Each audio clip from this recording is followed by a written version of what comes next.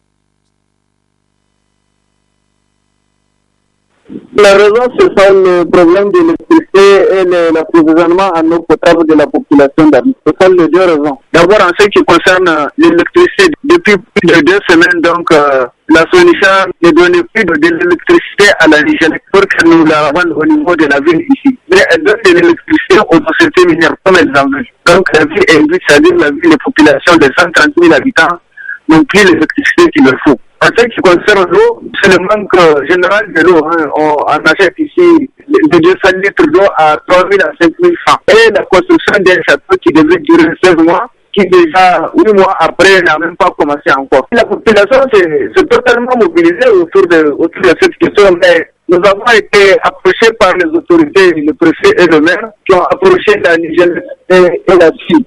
Donc, c'est les deux questions. Donc, la Nigélec a eu une réponse positive de la SONICHA, que la SONICHA s'est engagée à partir d'hier, de donner toute l'électricité qu'il faut à la Nigélec pour alimenter les populations d'Arlit. Et la Nigélec est venue elle-même devant le préfet et le sous-préfet pour nous donner cette réponse-là. En tout cas, depuis 2 jours, donc, aucune coupure d'électricité n'a été opérée dans la ville d'Arlit. Concernant les châteaux, donc, la prescription a été donnée à une société chinoise qui dit être en train de faire les efforts pour accélérer la construction du château, mais pour l'instant, tous les matériaux de construction du château ne sont pas disponibles au Niger. Donc, pour l'instant, la réponse à ce qui concerne l'eau n'est pas très bonne. Mais tout de même, avec les deux réponses, donc nous avons décidé de respecter la marche.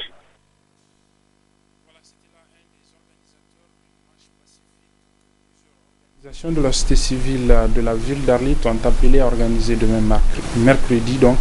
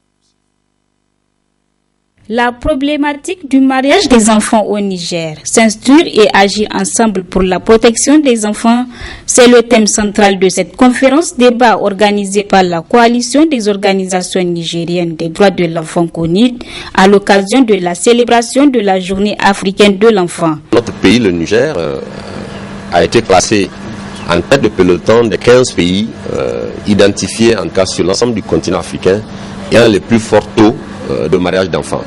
Et malheureusement, le Niger occupe donc ce rang peu enviable premier donc sur ces 15 pays-là, suivi du Tchad, avec un taux de 75%.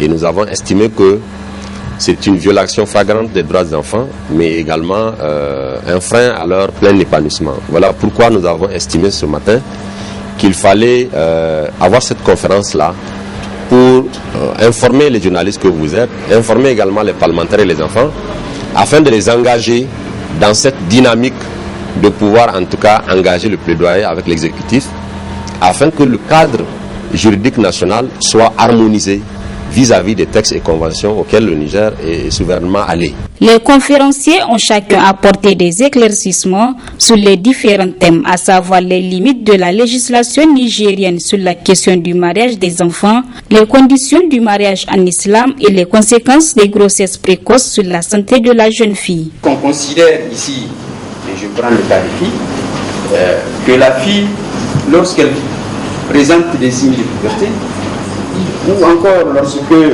sa condition physiologique, en tout cas, permet, même si elle est en deçà de l'âge, permet de considérer qu'elle peut se marier, eh bien, par rapport à ces pratiques-là, on a tendance à admettre que le mariage peut être célébré dans de telles conditions. Le prophète Mohammed sallallahu alayhi wa sallam a encouragé les jeunes à se marier. Pourquoi? Principalement, c'est pour garder leur chasteté. Nous savons que la jeunesse, c'est une période d'énergie, c'est une période d'entrain. C'est pourquoi le prophète Mohammed sallallahu alayhi wa sallam a encouragé les jeunes à se marier. Mais le mariage de nos jours fait face, à l'islam du moins, fait face de nos jours à de nombreuses controverses du fait du croisement des cultures, mais aussi de la dégradation des mœurs. Pour rappel, la journée de l'enfant africaine est célébrée tous les 16 juin et commémore la mémoire des écoliers massacrés à Soweto en Afrique du Sud en 1976.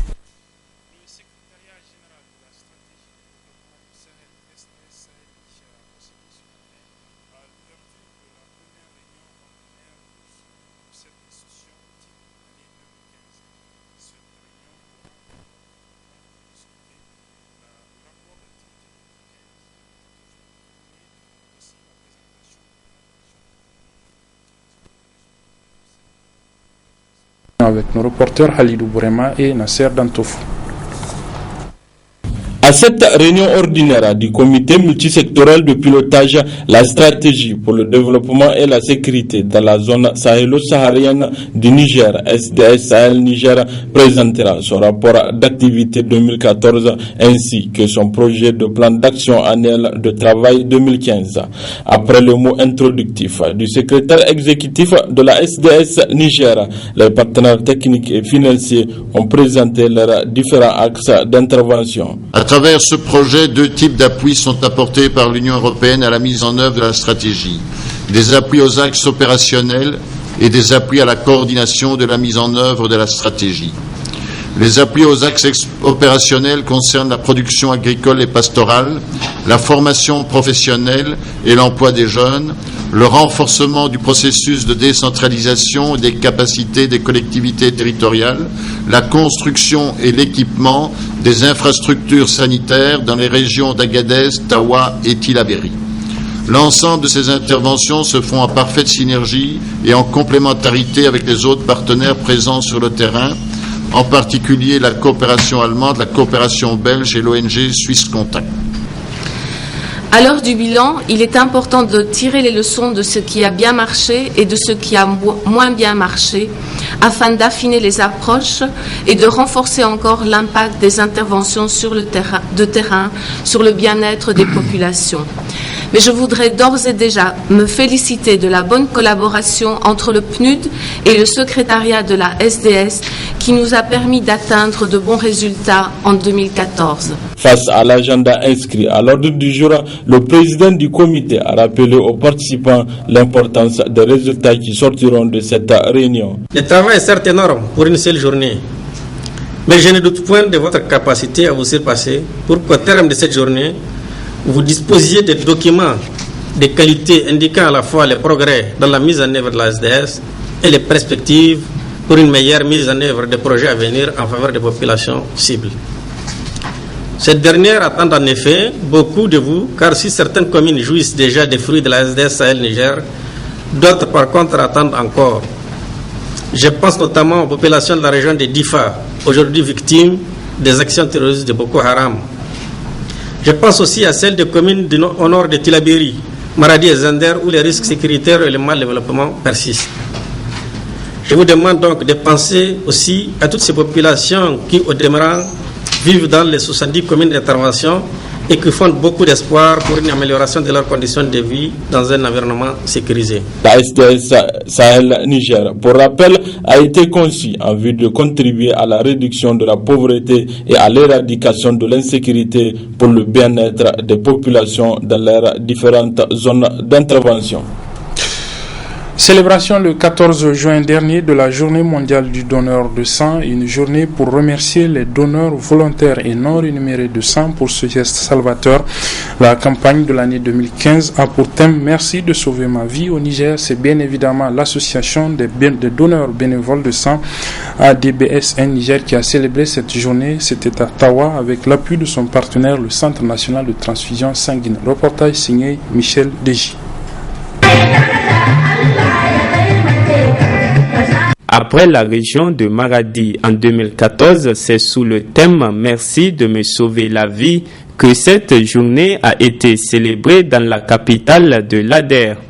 Une journée instaurée depuis 2004 à l'initiative de l'OMS pour remercier et rendre hommage à tous ceux qui contribuent à sauver des vies en acceptant de donner leur sang dans l'anonymat et le bénévolat. C'est pour cela, dans le cadre de la mise en œuvre du programme RSS, 10e round du Fonds mondial, à travers les interventions du sous-récipiendaire qui est la direction des études et de la programmation du ministère de la Santé publique, a financé des campagnes de promotion du don de sang au bénéfice du CNTS et du CRTS. L'association des donneurs de sang et du Niger a été retenue pour mener ses activités dans les régions de Niamey, Tillabéri, Maradi et Tawa, dont le lancement a eu lieu le jeudi 11 juin 2015 à l'école normale de Tawa. Des actions de sensibilisation qui méritent l'adhésion de tous pour une meilleure promotion du don de sang, a indiqué le directeur du Centre national de transfusion sanguine. Au Niger, les principaux bénéficiaires de ce don de sang sont les services de chirurgie, de maternité, de pédiatrie, les accidentés de la route, etc. Nul n'est à l'abri d'une transfusion sanguine. Donner son sang, c'est sauver des vies. C'est pourquoi il faut songer dès à présent à faire votre don de sang pour venir en aide à ceux qui sont dans le besoin et peut-être à vous-même. Le sang humain est pour l'instant irremplaçable. Pour rappel, tout le monde peut devenir donneur de sang bénévole. Il suffit d'être en bonne santé, peser au moins 50 kg et être âgé de 18 à 60 ans, voire 65 ans pour les anciens donneurs. Donner une fois c'est bien, donner régulièrement c'est encore mieux. Un message bien accueilli par le représentant du gouverneur de la région de Tawa qui a lancé un vibrant appel à la population afin qu'elle s'intéresse à ce geste altruiste qui ne cesse de sauver des vies. Oui, merci de me sauver la vie, car chaque jour, ce sont des millions de patients qui sont sauvés grâce au don de sang des amis. À l'occasion de cette journée, je lance un appel à la population de la terre en général et la jeunesse en particulier à se mobiliser pour tous pour donner régulièrement leur sang en vue de sauver la vie de nos frères et sœurs. Notons que la célébration de cette journée a également été marquée par des visites guidées et des sketchs de sensibilisation à l'intention du public. Le complexe scolaire privé Bonkané a organisé ce matin une fête pour consacrer la fin de l'année académique 2014-2015, fête qui a vu la participation des parents d'élèves, des enseignants, mais aussi des élèves dont les meilleurs ont d'ailleurs été récompensés. Reportage signé Nafissa Zakou. Après 9 mois de cours, l'année scolaire 2014-2015 finit en beauté au complexe scolaire privé Bonkané. Une demi-journée a été consacrée pour offrir un cadre de réjouissance aux élèves qui se sont retrouvés pour danser, chanter et manger ensemble. Cette fête de fin d'année au CSP Bonkané s'est déroulée en présence des parents, enseignants et élèves. Nous, élèves, remercions de vive voix le fondateur, le directeur et les enseignants qui n'ont ménagé aucun effort pour que notre éducation soit complète. À CSP Bonkané, les salles de classe sont ventilées et climatisées. En plus du programme officiel, les élèves sont initiés en anglais et en outils informatiques. Chers parents, le meilleur cadeau que vous pouvez offrir à vos enfants est leur éducation. Une fois encore, merci. Débuté en 2013 avec la maternelle puis le primaire, le CSP Bonkané ouvrira les portes du cycle secondaire de la 6e à la 3e à la rentrée prochaine. CSP Bonkané, 6 au quartier Koubia, offre un cadre d'études décent aux élèves, notamment des salles bien aménagées et climatisées, permettant aux élèves d'étudier dans de meilleures conditions. Nous allons donc refermer cette édition avec un dossier sur le mois béni de Ramadan que la communauté musulmane de notre pays s'apprête à entamer jeudi ou vendredi prochain. Zoom donc sur les préparatifs de ce mois béni de Ramadan dans ce dossier signé Ali Sissé Ibrahim. Le Niger est un pays majoritairement musulman. Ainsi, chaque année, pendant le mois de Ramadan, il est recommandé aux musulmans d'observer un mois de jeûne, un des 5 piliers de l'islam. L'islam est une religion qui prône la paix et l'entraide. Le jeûne du mois béni de Ramadan a été institué par Allah subhanahu wa ta'ala dans l'objectif de nous purifier. C'est ce qu'a souligné le Saint-Coran, et cette purification concerne tous les aspects de l'être humain. La purification de l'esprit, la purification du cœur, la purification du corps et la purification de la société, puisque en observant les jeunes, en l'accomplissant, même ceux qui sont nantis, qui ne connaissent pas la privation des biens matériels, ils peuvent sentir ce que les nécessités sentent et pouvoir se mettre à la place. Le Ramadan est une obligation que chaque musulman doit observer. Pour ce faire, la pratique du jeûne exige un comportement irréprochable. Il faut éviter le mensonge et la médisance, parce que le prophète Mohammed sallallahu alayhi wa sallam, il a dit il y a des jeûneurs qui n'ont que la soif, la faim de leur jeûne, donc n'ont pas de récompense. Il faut au maximum s'éloigner des interdits qu'on connaît dans la vie quotidienne, et il faut au maximum multiplier l'accomplissement des bonnes œuvres. Dans notre pays, la cherté de la vie est patente. Pire, le mois du Ramadan est une occasion pour les commerçants qui profitent pour augmenter considérablement les prix des produits de première nécessité. Vous n'êtes pas seul pour pouvoir dire que vous allez faire une spéculation. Si vous prenez le riz par exemple, il y a plusieurs importateurs de riz. Donc à vous seul, vous ne pouvez pas faire un prix pour dire que vous allez augmenter. Parce qu'il y a une concurrence qui est là. Et cette concurrence, qu'elle soit loyale ou déloyale, en tout cas, elle est là. Donc c'est pourquoi il ne faut pas tout de suite jeter l'anathème sur l'importateur. C'est vrai, il y a peut-être des petits détaillants qui peut-être font leur marché sur brouette ou sur des petits trucs là, mais ceux-là, nous ne pourrions pas les maîtriser. Ça se trouve au niveau des axes du marché et dans les quartiers périphériques. Ceux-là, on ne peut pas les empêcher de faire ce. Mais si le consommateur aurait compris eux-mêmes ils vont avoir des méventes. Les gens vont les laisser. Du côté des associations des défenseurs des consommateurs, l'espoir de voir les comportements des commerçants évoluer dans le bon sens est leur souhait, malgré le désengagement de nos gouvernants. Il y a certes l'initiative de l'État par rapport à la vente à prix modéré à travers le PVN, là où on fait de vente de céréales, essentiellement un peu de sucre, mais le plus souvent ça vient en retard et la quantité laisse à désirer. Donc bon, l'État fait ce qu'il peut faire, mais je crois qu'il n'y a pas d'engagement véritable à faire du mois de Ramadan un véritable mois, en tout cas de quiétude en matière notamment de disponibilité et d'accessibilité des produits de consommation. Bon, mais on le constate quand même malheureusement. Donc c'est surtout le manque d'engagement politique qui en tout cas qui est là, qui est criard. L'année passée, on a fait presque le tour de tous les commerçants, des importateurs. On a fait le tour pratiquement des détaillants. Et ça n'a pas empêché que les produits ont spéculé. Cette année, personne n'en parle, y compris en tout cas du côté de l'autorité, y compris du côté des syndicats de commerçants. Ça veut dire que bon, mais c'est un phénomène qui est là. Tout le monde laisse passer les choses. Le mois de Ramadan est un mois de vivification de la foi, un mois où il est conseillé aux fidèles de multiplier les bonnes œuvres.